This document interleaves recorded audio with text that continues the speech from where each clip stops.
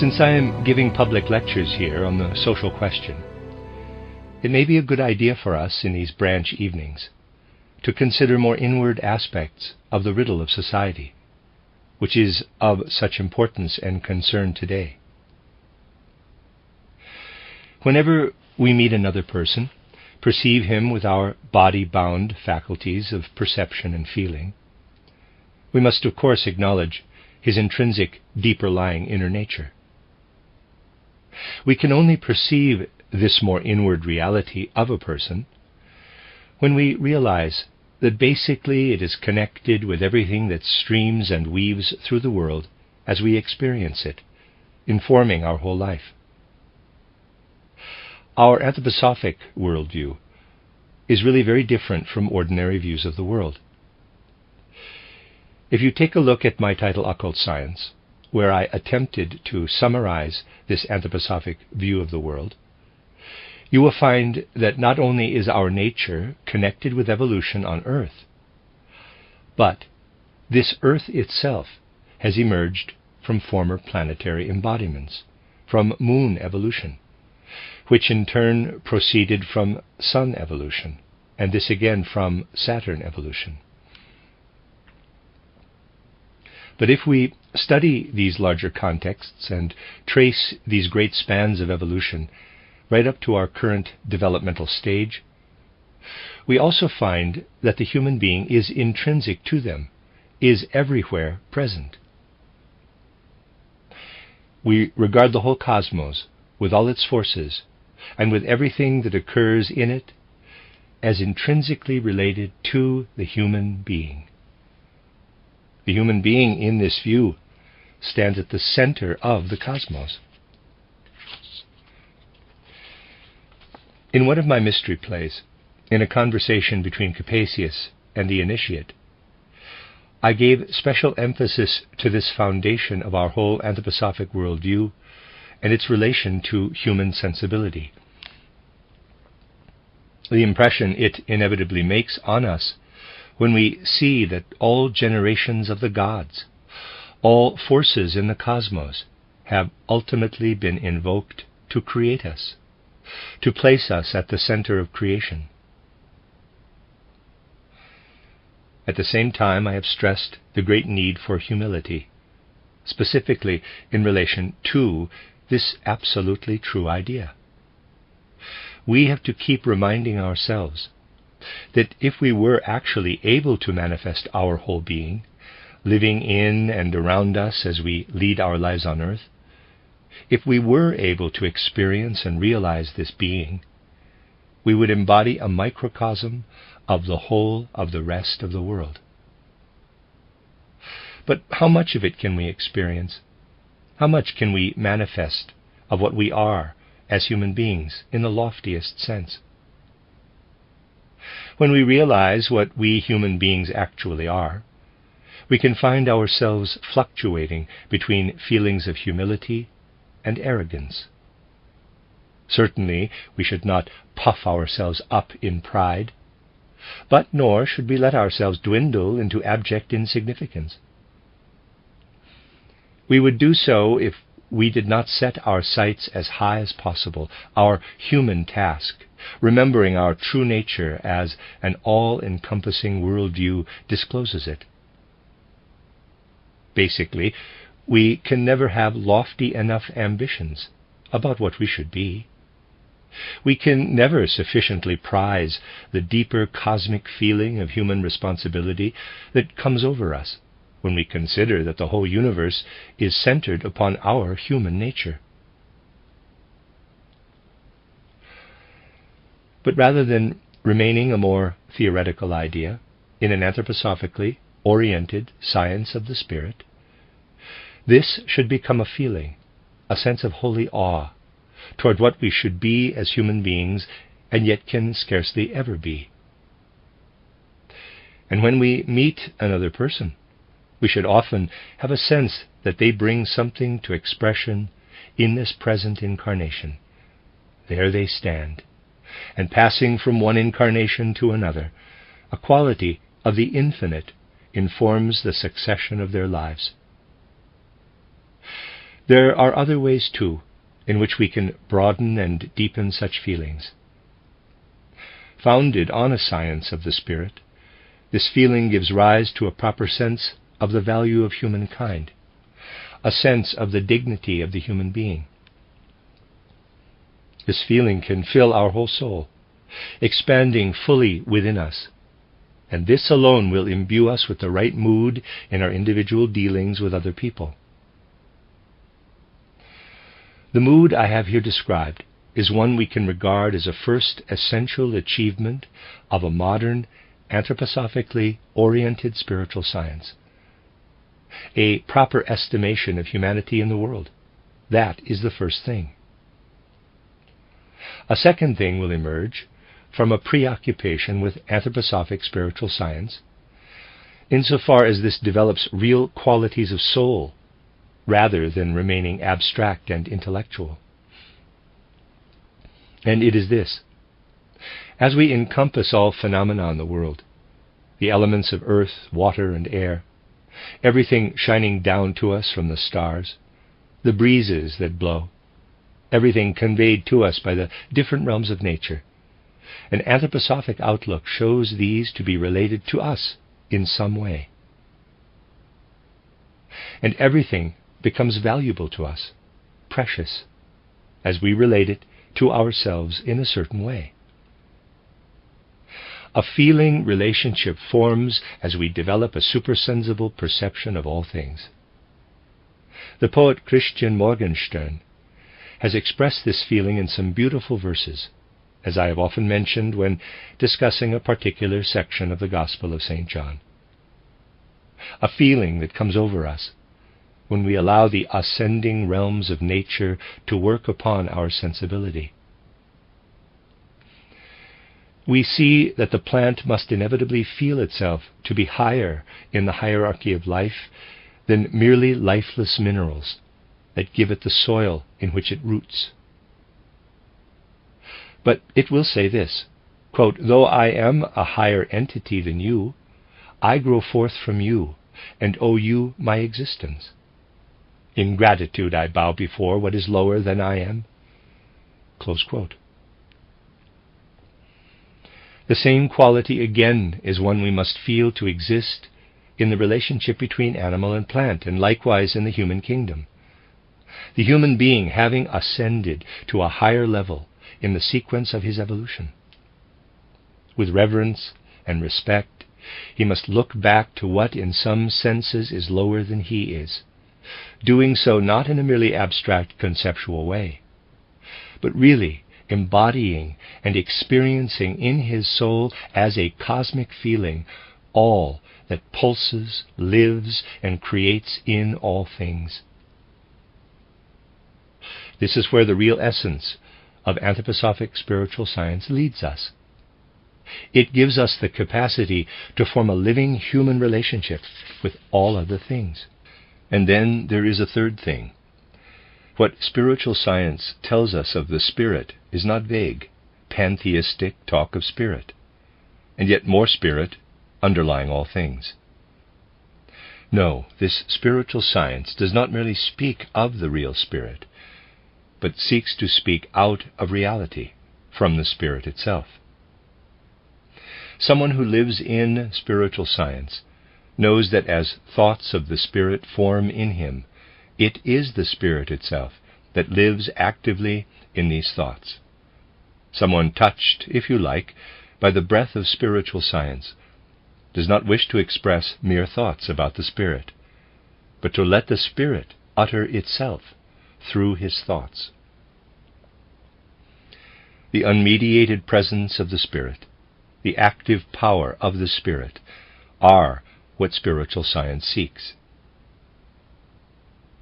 But now let us compare what is implanted in our inmost being of soul through a living involvement in spiritual science with what I spoke about yesterday, the social demands emerging over time and living in a particular way in quotes, proletarian consciousness as modern requirements in society. Consider what lives in this proletarian consciousness today, and in a sense provides the basis of its perceptions, an ideology, a mere fabric of abstract ideas. Nowadays, in fact, it is thought that all soul spiritual experiences are, in essence, founded on merely commercial and economic factors, which alone are seen as real. The human being is considered to stand in a context of economic factors in which his struggle for survival unfolds. From these factors arises and emerges, like smoke and mist, all that he thinks and perceives, all that manifests in his art, all that he regards as ethics and morality, as law and justice and so on. All these things are seen as ideological shadows. Comparing this shadowy life of spirit, as it is thought to be, with a life of spirit that seeks to enter our souls from an anthroposophically oriented science of the spirit, we find that the latter, via the human soul, tries to place the spirit itself into the world of a living reality. The modern worldview, rooted in middle-class perceptions, and then disastrously adopted by the proletariat, has banished the spirit, has no place for it. And so the spirit that should live in people as awareness of living creative reality now leads only a shadowy existence as mere ideology. How much of the deeper reality of human life, whose whole context we see only by looking back before Earth evolution to Moon, Sun, and Saturn stages, is contained in this narrow view of earthly life, perceived only through the senses, through our ordinary bodily perceptions? The realities of human existence fade from this modern consciousness. Only anthroposophic spiritual science gives us a true sense and feeling of human dignity, enabling us to find a proper relationship with others whom we encounter, as one individual meeting another. Is it actually conceivable, in the present chaos of human society, that people can find a proper relationship with each other, one which in turn offers the only real foundation for solving the conundrums of society? Can a mutual recognition of one another's rights actually emerge unless founded on a cosmic sense of human dignity that springs only from sources of spiritual perception and spiritual feeling? In our relationship to the external world, we ought not to seek abstract thoughts as economics and sociology do, but develop direct, personal connections with the diverse realities of the world. As far as outer circumstances are concerned, we have to establish a real relationship to this world. Through anthroposophic spiritual science, we have to develop the inner feeling and sensibility I referred to above toward all non-human creatures and entities, toward everything that stands both below and above us in the hierarchies of nature and the divine order. Now let us consider two things here. On the one hand, the proletarian consciousness I spoke of, whose intellectual apprehensions are alienated to a very great degree from a sense of the living spirit at work in human beings, and instead turn all spiritual life into ideology. If you picture how the modern proletariat thinks, and in particular feels about his fellow men, and how this outlook informs his views, you will realize how very far removed this is from an estimation of the human being that fully comprehends the spirit. Consider also how far removed, ultimately, is the purely economic value of things, which has become more or less the only thing of importance for people nowadays. From the values we learn to invest in non-human creatures and entities, through our deeper relationship to them, as I express this in terms of anthroposophically oriented spiritual science. Here we have two different things. On the one hand, the condition which the unspiritual nature of recent centuries has bred in humanity, affecting human souls to a very marked degree, and on the other, the hopes that can awaken at the prospect that a true science of the Spirit can today enter humanity. If we put these two things side by side, it becomes apparent, surely, that in a human soul really imbued with what spiritual science can give it, the right light will be shed on the riddle of society. If you bring the right sensibility to bear on these two perspectives, one hopeless, the other hopeful, then your work on behalf of anthroposophically oriented spiritual science will become what it needs to be for humanity today. An existential necessity which should pervade all other work and creativity. No doubt you will say that nothing appears more comprehensible in the whole context of humanity's recent development than the emergence of the social problems that beset us, and that at the same time there is nothing more comprehensible than people's sense of helplessness before these problems.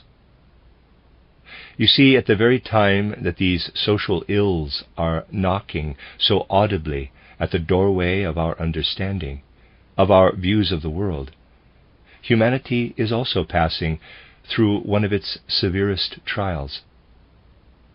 The need to turn toward the Spirit through each person's inmost strength. Nowadays, no revelations will be vouchsafed to us if we do not ourselves seek them in freedom. For since the middle of the 15th century, we have been living in the era of the consciousness soul, in which everything must be drawn into the light of awareness. There is no point lamenting the, quote, terrible catastrophe, close quote, that has broken over humanity, or asking why the gods have allowed this to happen. There is no point in asking why the gods do not lead us safely out of this situation in which humanity finds itself so pitifully ensnared.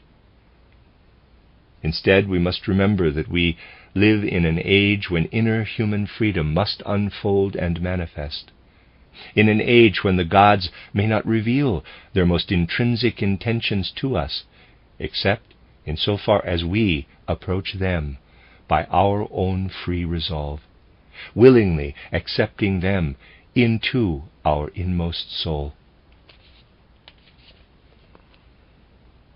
We stand at a turning point today in relation to the most vital aspects of human evolution, in relation also to Christianity.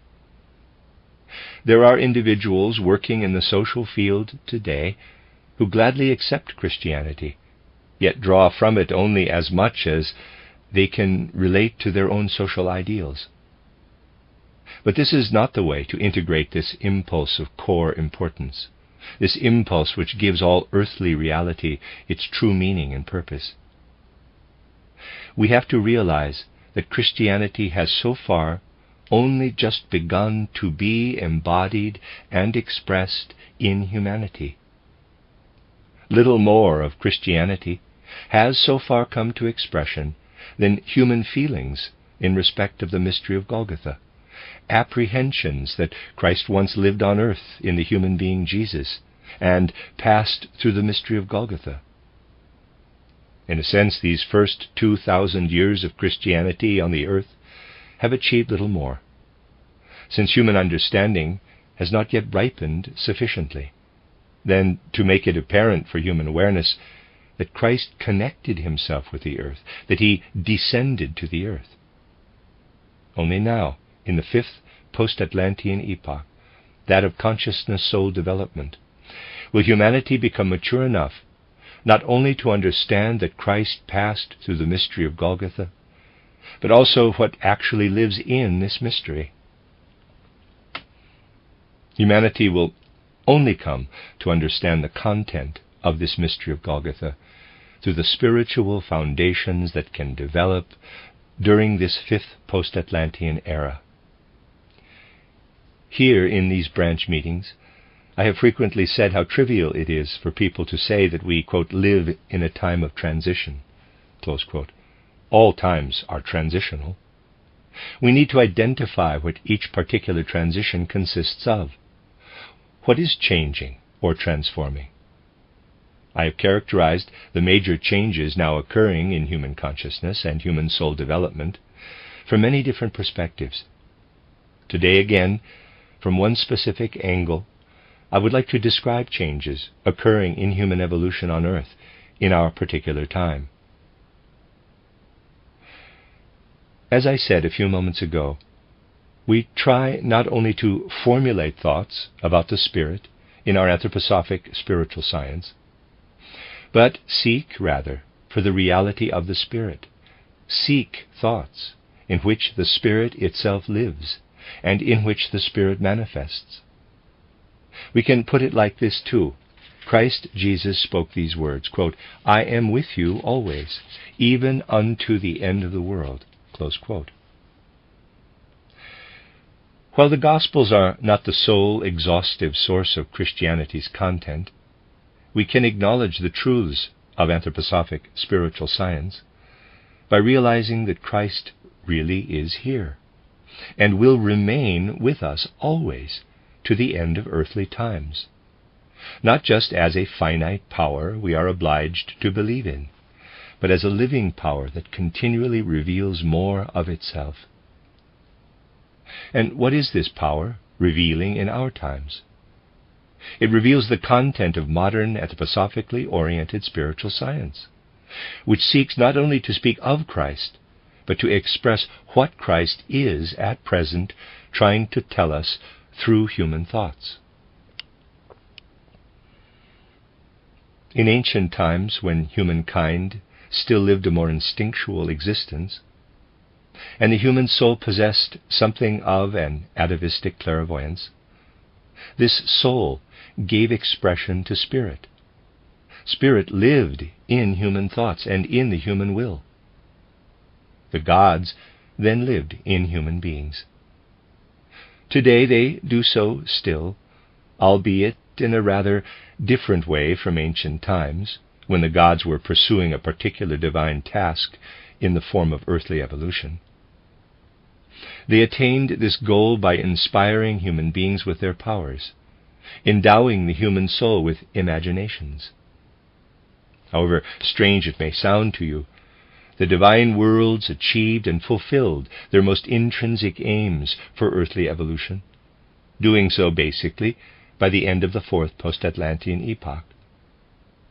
For this reason, the spiritual beings of the higher hierarchies, whom we call the gods, now have a different relationship to the human soul than they did formerly. In ancient times, the gods sought out human beings to realize their goals on earth with their aid. Today, by contrast, we must seek the gods, must raise ourselves to them out of our inmost impulse. Today we must seek to realize our aims, our conscious aims, with the help of divine powers. This is the fitting stance for people from the age of the consciousness soul onward. In former times, human aims were unconscious, instinctive, because divine aims lived within them. Human aims must now become ever more conscious, thus possessing powers that raise these aims to the gods, and enable us to seek fulfillment of human aims with the aid of divine powers. Think these words through carefully. They are of great importance. These words express a need for us to embark upon an original, elementary striving out of ourselves, which we can seek in diverse realms of the soul, above all at a deeper social level. Here we must consider interpersonal relations from a more spiritual scientific perspective.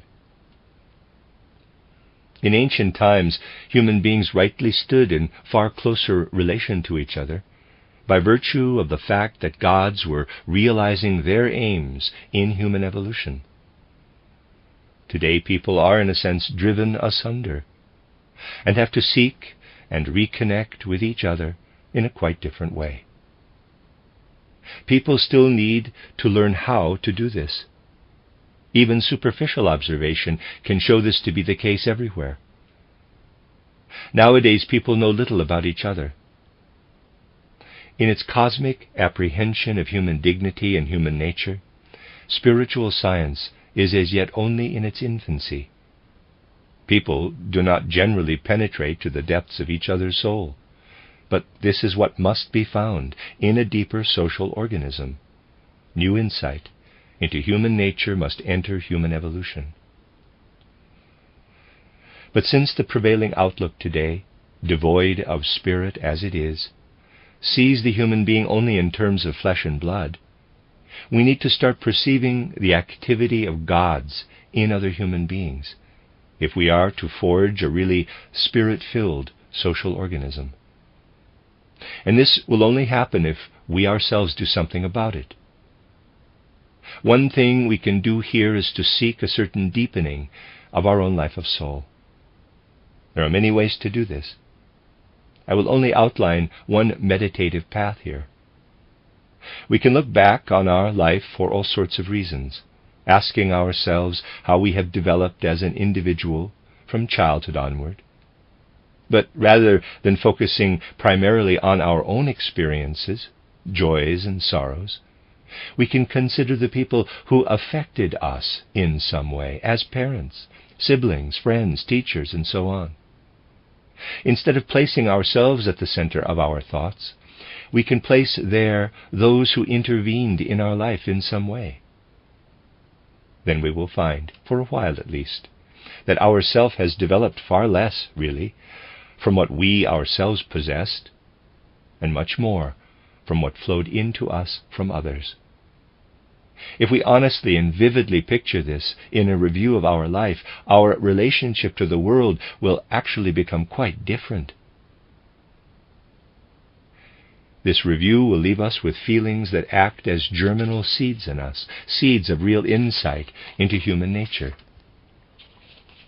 Someone who repeatedly examines himself and his life with a view to perceiving the part played in it by others, who may have died long ago or are now no longer close to him, will approach other people and form individual relationships with them in a way that allows an imagination to rise up in him of the true being of this other person. This is necessary, now and in the future, as an inner social requirement for human development. In this way, anthroposophic spiritual science must become eminently practical in a way that engenders life and makes it fruitful. I would like to offer one further perspective. In former times, all self-knowledge, all self-reflection and observation of one's own soul was relatively easier, a good deal easier than it now is. And this is because a profoundly inward social impulse is now emerging, not just in relation to people's awareness of relative poverty or wealth, which comes to expression in the following way, for instance. Nowadays, we take little account of continuing maturation throughout a human life. Inwardly authentic people such as Goethe still felt this ever-developing maturity. Even in advanced old age, Goethe wished to go on learning, knowing that he was still not all that he could become. He looked back to his youth and young adulthood and saw that all that had occurred then was a preparation for what he could now experience in old age. People today scarcely think like this, especially when they consider people as social beings. Today everyone thinks he is ready to be a public servant at the age of 20 and make, in quotes, democratic decisions. There is little awareness that we develop as life progresses and we mature toward old age. People do not think of this. That is one thing we have to relearn. That the whole compass of life brings us something, and not just the first 2 to 3 decades. And then there is something else we need to learn. Besides considering ourselves, we look around us at people of differing ages, above all the child who enters life at birth. In the same way as human evolution on earth was once instinctive, a given, but is now no longer so, things that formerly arose by themselves and became manifest in the human soul are now only available through our extreme exertions and efforts to gain supersensible knowledge, or at least real knowledge of life. As for humankind in general, much that belongs intrinsically to the child's nature remains hidden from him. Yet it is not only what the child will come to perceive as he matures toward old age that initially remains hidden from him, but a great deal else that was revealed in the past to humanity in ancient instinctive times, when people still possessed an atavistic clairvoyance. This too remains hidden from us if we reflect only upon ourselves. Between the cradle and the grave, there is something that cannot reveal itself if we only seek knowledge within ourselves. And this is one of the peculiarities of the consciousness soul age. We can seek clarity of consciousness, but much in the field of vision that this clarity should illumine, in fact, remains concealed. This is a peculiarity of our times. In childhood we enter the world, and there is something in us that is important for this world, for humanity's social relationships, for historical insights. But we fail to discern this if we seek no further than ourselves, whether as child, man, woman, or in advanced age. But it can be perceived in another way. If our mature human soul as man, woman, or old person is more finely tuned through real spiritual sensibility, and then considers the child, then it can become apparent that something is revealed in the child that the child himself cannot discern, and will never be able to by his own devices, however long he lives, but which can be discerned in another's soul when the latter, in old age, looks back to this child. Then there is something that can be revealed through the child, not in the child himself, and not in the man or woman into whom this child develops, but in another, who looks back lovingly from advanced age to the earliest life of this child. I indicate this especially because in such a characteristic of our times, you can discern the social impulse, in the broadest sense, that flows through our age. Surely a profoundly social trait is implicit in this necessity for something fruitful to enter life solely by virtue of the fact that an old person learns from an infant to coexist for the highest good. Not just any person with any other, but specifically an old person with an infant. This social coexistence is something that shows us the inmost spirit and meaning of our age. Anthroposophic spiritual science can disclose such things to people whose familiarity with other aspects of spiritual science has prepared them to study deeper aspects of the social problem. All of you face a social task of great dimensions if you are to draw on the social sensibility we can kindle here to benefit modern humanity. You are especially fitted to do so through anthroposophically oriented spiritual science. In the context of current debate on issues of social coexistence and socialism, you can try to kindle a deeper social sense, a deeper understanding of human relations. If you succeed in doing this, you will be drawing on anthroposophy to fulfill a vital social task. Next week, we will speak further of these matters in the branch lecture between the two public lectures.